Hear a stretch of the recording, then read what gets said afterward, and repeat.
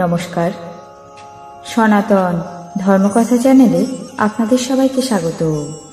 আজ মহাভারতের আদি পর্বের 23তম অধ্যায়ে বিনতার দাসীভাব প্রাপ্তি পর্ব শুরু করব। নারায়ণং নমস্কৃত্য নরং চৈব নরোত্তমং দেবীং সরস্বতীং ব্যাসং ততো জয়মুদীরয়েৎ।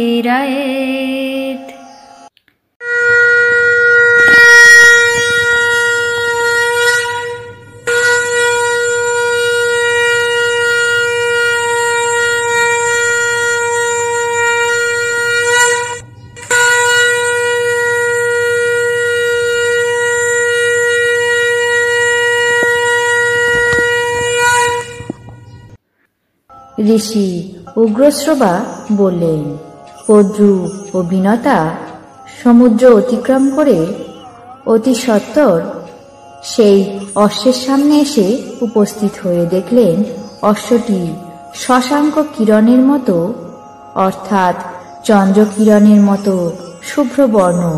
কেবল মাত্র তার পুচ্ছদেশ অর্থাৎ লেজের কেশগুলি শুধু কৃষ্ণবর্ণ। তাই দেখে বিনতা অত্যন্ত বিষণ্ণ হলেন। পরে কদ্রু তাকে দাসীর কার্য করতে আদেশ করলেন। বিনতা নিজের পণে পরাজিত হয়েছেন, সুতরাং তাকে বাধ্য হয়ে সপত্নীর দাস্যকর্ম স্বীকার করতে হল। এই সময় গরুর অবসর বুঝে মায়ের অসহায়তা দেখে এবং তার যত্ন নিতে স্বয়ং অণ্ড বিদারণ করে বহির্গত হলেন।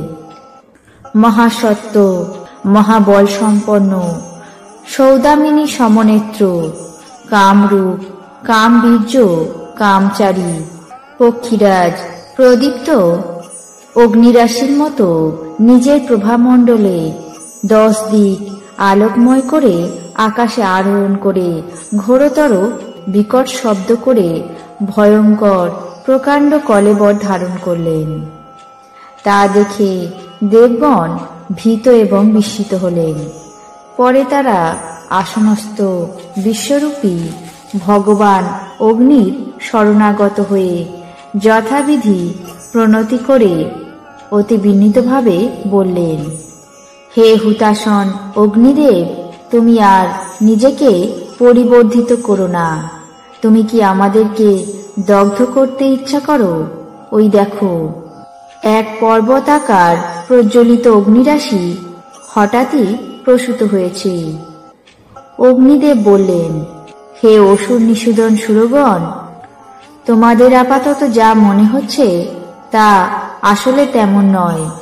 আমার তুল্য তেজস্বী বলবান বিনতানন্দন গরুর জন্মগ্রহণ করে কলেবর বৃদ্ধি করছেন। তার তেজরাশি দেখে তোমরা মোহে আবিষ্ট হয়েছ। ওই নাগ কুলান্তক কশ্যপ পুত্র সর্বদা দেবতাদের হিত অনুষ্ঠান এবং রাক্ষসদের অনিষ্ট করার চেষ্টা করবেন। অতএব তোমাদের কোনো ভয় নেই। এসো, আমরা সমবেত হয়ে গরুরের কাছে যাই। তারপর দেবগণ এবং ঋষিগণ সেখানে গমন করে গরুরকে স্তব করতে আরম্ভ করলেন। হে মহাভাগ পতগেশ্বর, তুমি ঋষি, তুমি দেব, তুমি প্রভু, তুমি সূর্য, তুমি প্রজাপতি, ব্রহ্মা, তুমি ইন্দ্র, হয়গ্রীব, সর, জগৎপতি, সুখ, দুঃখ, বিপ্র, অগ্নি, তুমি বল, তুমি সাধু, তুমি মহাত্মা, সমৃদ্ধিমান, অন্তক, তুমি স্থিরাস্থির সমস্ত পদার্থ, তুমি অতি দুঃসহ, অতীব উত্তম, তুমি চরাচর স্বরূপ। হে প্রভূত কীর্তে গরুর, ভূত ভবিষ্যৎ এবং বর্তমান তোমাতেই বিলীন। তুমি নিজের করমণ্ডলে দিবাকরের শোভা প্রাপ্ত হয়েছ। তুমি নিজের প্রভাপুঞ্জে সূর্যের তেজরাশি সংক্ষিপ্ত করছ। হে হুতাশন প্রভু, তুমি কোপাবিষ্ট দিবাকরের মতো প্রজা সকলকে দগ্ধ করছ। তুমি সর্বসংহারে উদ্যত যুগান্তর বায়ুর মতো নিতান্ত ভয়ঙ্কর রূপ ধারণ করেছ। আমরা মহাবল পরাক্রান্ত বিদ্যুৎ সমান কান্তি গগন বিহারী খগকুল চূড়ামণি গরুরের শরণ নিলাম। হে জগৎ প্রভু, তোমার তপ্ত সুবর্ণ সম রমণীয় তেজরাশি দ্বারা এই জগৎমণ্ডল নিরন্তর সন্তপ্ত হচ্ছে।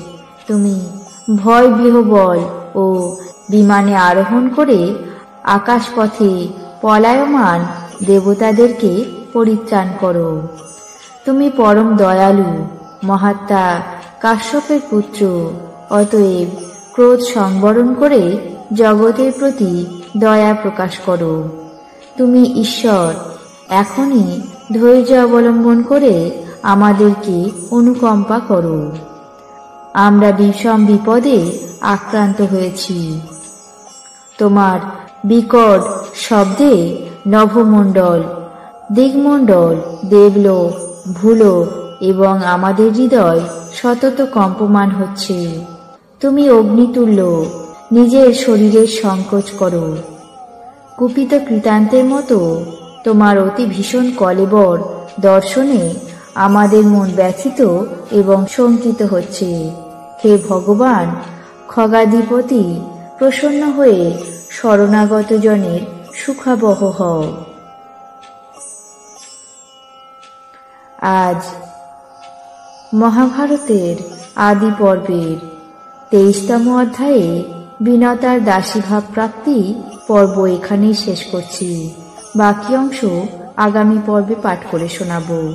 আপনাদের কেমন লাগছে তা অবশ্যই কমেন্ট বক্সে জানাবেন।